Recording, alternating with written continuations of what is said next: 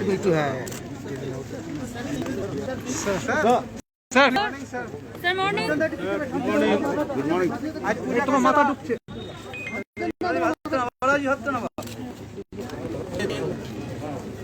बहुत खास है। बेहाला में जिसका इतिहास कलकत्ते से काफी पुराना है और काफी गहराई का है, वहां मुझे आने का सुअवसर मिला है। चंडी मंदिर में मैंने पूजा की है मेरी धर्मपत्नी के साथ। हम दोनों अभिभूत हैं। पूजा की पृष्ठभूमि 3 दशक पुरानी है। प्रांत के लिए, प्रांत के हर व्यक्ति के लिए प्रथम सेवक होने के नाते मैंने सुख, शांति और प्रेम की कामना की है। पश्चिम बंगाल दुनिया में वो स्थान है जो बहुत बड़ा संदेश प्रेम का, सद्भाव का, स्पिरिचुअलिटी का, साथ जीने का देता है।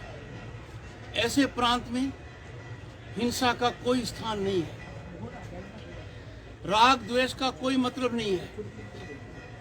मैं कामना करता हूं कि जो पूजा मैंने की है 9 करोड़ से ज्यादा लोगों के लिए की है, उनके मन की शांति के लिए की है, आपसी भाईचारे और सद्भाव के लिए की है, प्रेम भाव के बढ़ोतरी के लिए की है। और मैं माँ चंडी से मांगा है, पश्चिम बंगाल से हिंसा की विदाई करता हूँ। पश्चिम बंगाल में इसका कोई स्थान नहीं है। 2021 साल जो 2 दिन बाद आने वाला है, वह हमारे लिए स्वर्ण अवसर। पीछे का जो भी धब्बे हैं, जो भी हमने देखा है, और 2021 अत्यंत प्रबल संभावनाओं का वर्ष है, देश के लिए, दुनिया के लिए और प्रांत के लिए। 2020 बहुत चुनौतीपूर्ण रहा, हर व्यक्ति के लिए चुनौती का रहा। कोविड पेंडेमिक ने सामान्य आदमी को हिला दिया। रोजमर्रा जो कमाकर खाता था उसके जीवन में बड़ा ही संकट आ गया। केंद्र और राज्य सरकार ने सरकारी काम सबसे महत्वपूर्ण काम आम आदमी ने किया है, जिसे कमजोर का हाथ पकड़ा है, यथाशक्ति मदद की। कोविड पेंडेमिक की लड़ाई में हमारे कर्मी, जिनको कोविड वॉरियर्स कहते हैं, जीवन दिया है। उस स्तर के ऊपर जिस लगन जो उन्होंने दिखाई है वो उतनी ही गंभीर थी जो सीमा के ऊपर पहरी की होती है। आज के दिन मैंने कामना की है हम उनके परिजनों के प्रति एक अलग सम्मान रखें, एक अलग भावना रखें। 2020 जितना चुनौतीपूर्ण था, 2021 में चुनौतियां और संभावनाएं कम नहीं। 2021 में राज्य में चुनाव है। पश्चिम बंगाल के हर चुनाव को पूरे देश में इस दृष्टि से देखा जाता है कि यहाँ पर हिंसा का तांडव नृत्य होगा। मतदान सरकारी तंत्र प्रभावित करेगा। मत देने में आदमी को संकट आएगा। Free fair election without fair नहीं होते। लगातार प्रथम सेवक की हैसियत से मेरा प्रयास रहा है आने वाला चुनाव निष्पक्ष हो। हर मतदाता अपने मत का प्रयोग अपने हिसाब से करे। किसके लिए करे ये राज्यपाल का रोक नहीं है, पर वो कर सके बिना डर के, बिना दबाव के, बिना प्रभावित हुए, वो मेरा कार्य है। इसीलिए मैं आग्रह करता हूँ सरकारी तंत्र को विशेषकर मेरी करबद्ध प्रार्थना सुनिए। आज के दिन बहुत अच्छी पूजा के बाद कह रहा हूँ, आप सरकारी कर्मचारी, आप जन कल्याण के लिए काम कीजिए। आप राजनीतिक कर्मचारी नहीं हैं। यदि आप राजनीतिक कार्य करते हैं, राजनीतिक कार्यकर्ता की भूमि में किसी भी तरीके से आते हैं, आप बहुत बड़ा दुराचरण करते हैं। आप भारत के संविधान के तहत जो नियम बने हैं, जो आपसे उम्मीद रखते हैं, you will maintain political neutrality, आप उस न्यूट्रलिटी को मेंटेन करेंगे। यदि आप ऐसा नहीं करते तो मुझे कोई संकोच कहने में नहीं है, आपके लिए समय बहुत कष्टदायी रहेगा। कानून का शिकंजा आप पर निश्चित रूप से आएगा और चुनाव में सरकारी तंत्र का उपयोग, सरकारी वाहन का उपयोग, सरकारी स्थान का उपयोग, सरकारी कर्मचारी का योगदान अपराध है। मेरी इस बात को व्यापक स्तर पर समझा गया है। बहुत से लोगों ने मुझे फ़ोन किया है कि हमारी आंखें खुल गई हैं। कुछ लोग हैं जो अभी डटे हुए हैं, वो राजनीति में भागीदारी का परिचय दे रहे हैं। उनकी राजनीति में भागीदारी एक आपराधिक कृत्य है। उस कृत्य को कानून नजरअंदाज नहीं कर सकता। राज्यपाल की हैसियत से मेरा दायित्व है कि भारत के संविधान की मूल भावना न होने दो। भारत की मूल भावना, भारत के संविधान के प्रावधानों को जमीन पर सही तरीके से उतारना कि मेरी शपथ है जो 30 जुलाई 2019 को मेरे लिए, मैं मीडिया से भी कहूँगा कि आप अपना कार्य करेंगे, प्रजातंत्र मजबूत होगा। आज के दिन इस विषय पर ज़्यादा नहीं कहना चाह रहे, चूँकि मैं बिहार आया हूँ। यहाँ के जनप्रतिनिधि, शिक्षा मंत्री, मेरी उनसे गुजारिश है, शिक्षा का राजनीतिकरण रोकिए। जब से राज्यपाल बना हूँ, कष्ट से समय निकल रहा है। पश्चिम बंगाल वो भूमि है that is home to greatest of educational institutions. Brick by brick हम उनको डिस्ट्रॉय कर रहे हैं। नालंदा के लेवल पर पहुंचने वाले संस्थान यहाँ पर है। भारत जो विश्व गुरु था उसकी शुरुआत यहाँ होनी है, और शिक्षा का राजनीतिकरण कर दिया। मंत्री जी को शिक्षा समझ में नहीं आती तो मेरे को मंत्री कैसे समझ में आएंगे? उनका लगातार एक ही प्रयास रहा है, राज्यपाल के अधिकारों में कैसे कटौती की जाए, जायज की जाए, नाजायज की जाए। राज्य के वाइस चांसलर धरने पर बैठ जाए, ऐसे व्यक्ति इन पर नियुक्ति हो जाए जो राजनीतिक दल का प्रवक्ता है। हम कहाँ जा रहे हैं? शिक्षा पर प्रहार करना 3 पीढ़ियों पर प्रहार है। क्योंकि उनकी कर्मस्थली गुजारिश करता हूँ, he must not destroy education, he must construct it। समझ के काम करना। जो हाल के हालात मैंने देखे हैं वो मैं सार्वजनिक नहीं करना चाहता, और मुझे कहने में कोई संकोच नहीं है। Such a daredevilish approach of such a senior politician, education minister, is destroying education and therefore playing with the future of the system, education and students। ऐसा नहीं होना चाहिए। मैं मानकर चलता हूँ वो मेरी बात पर गौर करेंगे।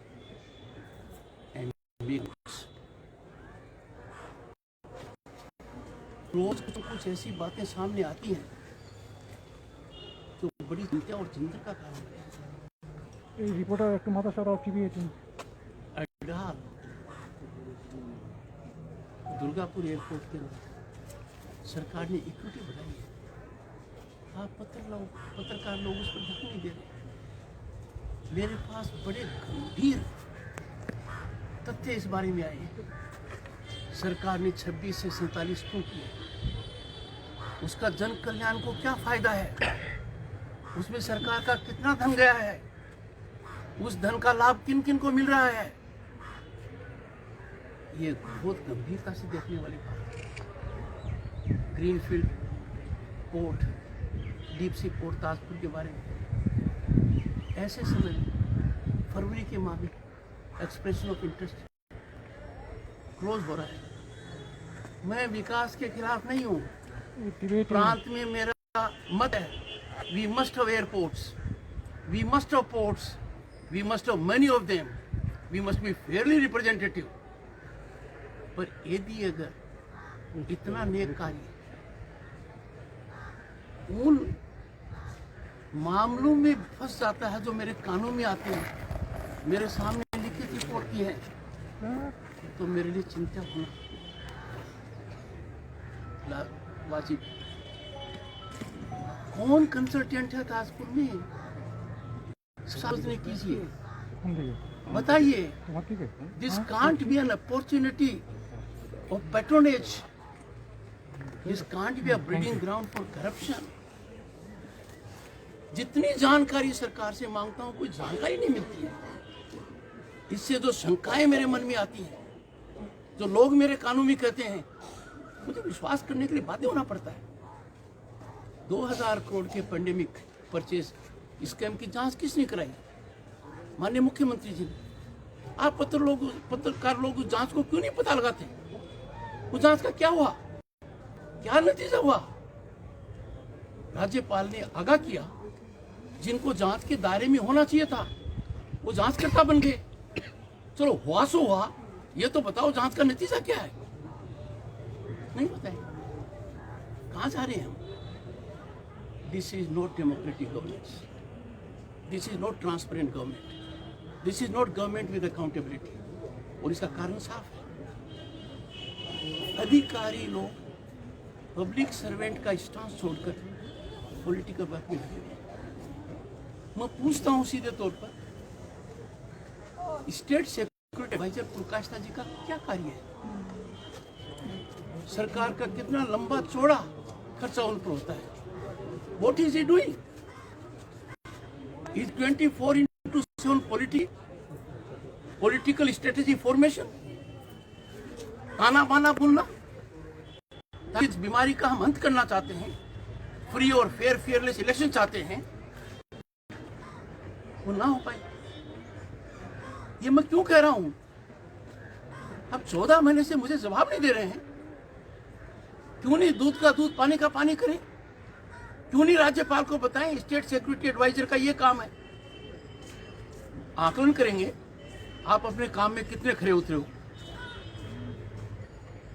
ज्ञानवंत Singh ji, senior IPS officer, additional DGP law and order, उच्च न्यायालय ने क्या कहा? कसर बाकी रखी, उनको दोषी मानव अधिकारों के हनन का, उनको दोषी माना पुलिस अधिकारियों के हनन का, उनको दोषी माना संविधान के विपरीत काम करने का, उनको दोषी माना नियमों के उल्लंघन करने का। आपने चार्जशीट दी, राज्यपाल तो इतना पूछ रहा है, हुआ क्या? क्यों कई सालों तक आपने उनको बर्फ में रखा? क्यों अचानक उनको 2014 में 2 प्रमोशन मिल गए? क्यों ऐसा पद दे दिया? यदि वो पाक साफ में बताइए। ऐसा नहीं हो रहा है, ये चिंता का विषय है। मैं सभी से आग्रह करूंगा, आज के दिन खास तौर से नेताजी सुभाष बोस ने आज ही के दिन पोर्ट ब्लेयर में भारत का झंडा लहराया। आजादी के पहले लहराया था। राज्यपाल की हैसियत से, प्रथम सेवक की हैसियत से गत वर्ष में वो गया, वो स्थान देखा है, वो झंडे को सलूट किया है। क्या उन्होंने देश को एक नहीं माना? क्या नेताजी ने अपने देश में किसी को बाहरी कहा? क्या नेताजी ने झंडा एक खास भूभाग के लिए फहराया था? क्या नेताजी की जो फौज है, इंडियन नेशनल आर्मी, वो पूरे देश में नहीं छाई हुई है? मेरे गृह प्रांत में देखा है मैंने, आईएनए का आदमी छाती ठोकर कहता है 2018 में प्रधानमंत्री की पहल पर क्या हुआ, रेड फोर्ट पर कार्यक्रम। ये देश एक है, ये देश एक है, इस देश की आत्मा एक है। और पश्चिम बंगाल की भूमि से ज्यादा इसको कोई नहीं पहचान सकता। इसका संकेत हमें कहीं नहीं मिल सकता। उस पर कुठाराघात करना, रोज ये क्या रट लगाई रखी है भारी भारी। मैं प्रांत का राज्यपाल हूं, मेरा दायित्व है preserve, protect and defend constitution. मुख्यमंत्री का दायित्व है to act according to constitution. भारतीय संविधान में क्या लिखा हुआ है? प्रियम्बल में वो ताज है, ज्वेल इन दी ताज है, we the people. We the people का मतलब नहीं समझ पा रहे हैं। आपको याद दिला दूं, कवि गुरु Rabindranath Tagore, Nobel laureate, first in India, first in Asia in that sector. क्या कुछ नहीं उन्होंने कहा है। जलियांवाला बाग में जब वो घटना हुई, पश्चिम बंगाल में नहीं, जलियांवाला बाग में थी। कवि गुरु रविन्द्रनाथ टैगोर का पत्र पढ़िए। He relinquished his honor। उन्होंने दर्द महसूस किया हजारों मील दूर, क्योंकि अपने देश में हम आउटसाइडर नहीं है। हम सब भारत माँ के सपूत हैं। हम भारत माँ के लिए कटिबद्ध हैं। इस प्रकार का सोच नेताजी के सोच के विपरीत है, रविन्द्रनाथ टैगोर के सोच के विपरीत है, भारत के संविधान के विपरीत है। और मैं सबसे गुजारिश करूंगा, कुछ भी आपको राजनीति में दिखे, भारत माँ, संविधान और हमारे मूल सोच पर कभी कुठाराघात न करना। पश्चिम बंगाल में कल्चरल रूट्स इतनी गहरी है, मैंने खुद देखा है। जुलाई 30, 2019 से आज तक जो मैंने ग्रहण किया है, जो ज्ञान प्राप्त है, जो इंस्पिरेशन मुझे मिला है, जो मोटिवेट में हुआ हूँ, वो पश्चिम बंगाल की पावन भूमि में जन्मे हुए सपूत के कथन है। आज आपको यही याद दिलाऊंगा। कवि गुरु ने कहा था, वो सोचकर कहा था, where head is held high, where mind is without fear, where knowledge is free. बाकी भी कहा। मैं चाहता हूं 2021 में हम ऐसे वातावरण का निर्माण करें, our head which is in shame at the moment should be held high, mind now is full of fear. आप पत्रकारों से ज्यादा कोई नहीं जानता। We should be without fear. प्रजातांत्रिक व्यवस्था में ताकत तभी आती है जब आम आदमी के अधिकारों पर कुठाराघात न हो। प्रजातांत्रिक महोत्सव का सबसे बड़ा स्टेक होल्डर सत्ताधारी दल नहीं है, विपक्षी दल नहीं है, आम मतदाता है। उस आम मतदाता को खुलकर अपने अधिकारों का प्रयोग कर देना चाहिए। उसके बाद क्या नतीजा निकलता है, आपके राज्यपाल को इससे कोई सरोकार नहीं है।